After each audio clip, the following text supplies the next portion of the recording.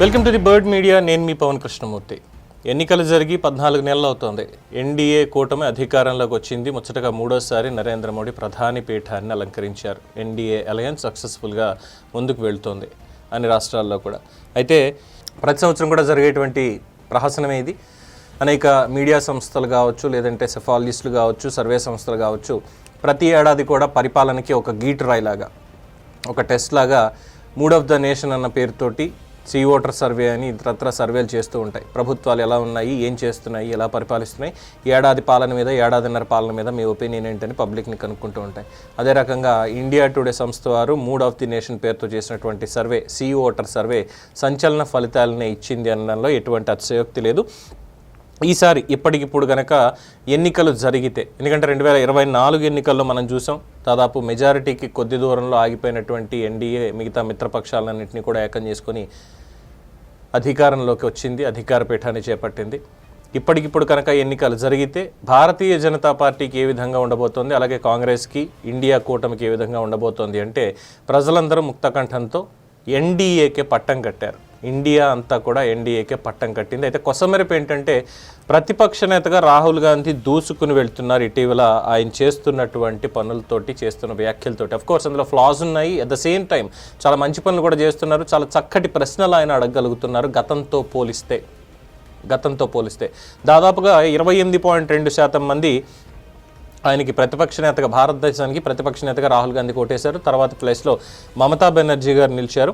లోక్సభలో ప్రతిపక్ష నేతగా రాహుల్ పనితీరు చాలా మెరుగుపడింది అని చెప్పనన్నారు. ఆయన పనితీరు అద్భుతం అన్న వారి సంఖ్య దాదాపు 28% పెరిగింది.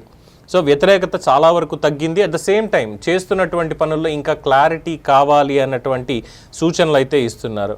సో ఇక మిగతా వాళ్ళందరూ కూడా చాలా తక్కువ ప్లేస్లో రాహుల్ గాంధీ దగ్గరకు కూడా వెళ్ళలేకపోయారు. 28% రాహుల్ గాంధీకి ఉంటే మమతా బెనర్జీకి కేవలం 7.7%. అందరూ సింగిల్ డిజిట్లోనే ఆగిపోయారు. రాహుల్ గాంధీ ఒక్కళ్ళే ఆ స్థాయిలాగా వెళ్ళగలిగారు.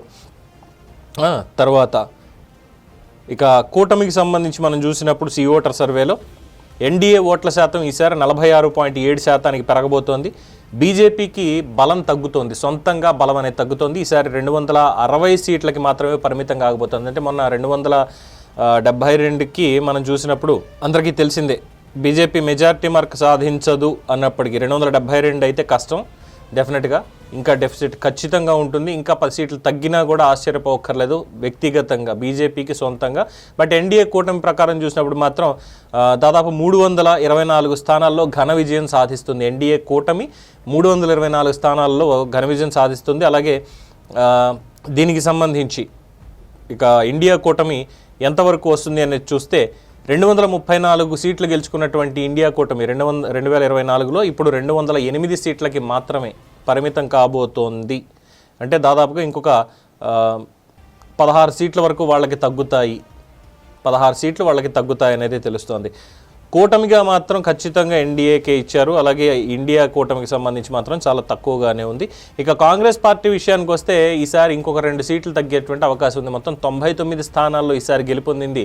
ఈసారి 97 సీట్లు సాధిస్తుంది అంటూ, అంటే ఈ ఏడాదిన్నర పాలనలో 97 సీట్లకు మాత్రమే పరిమితం కాబోతోంది కాంగ్రెస్ పార్టీ అనేది తెలుస్తున్నటువంటి అంశం.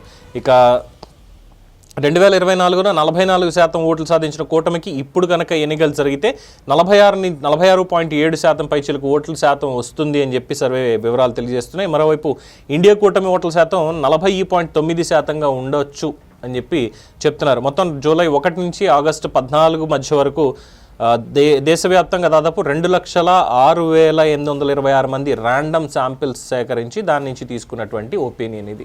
India today mood of the nation C voter survey. మరి దీని మీద మీ అభిప్రాయం ఏంటనేది కామెంట్స్ రూపంలో తెలియజేయండి. చూస్తూనే ఉండండి ది బర్డ్ మీడియా.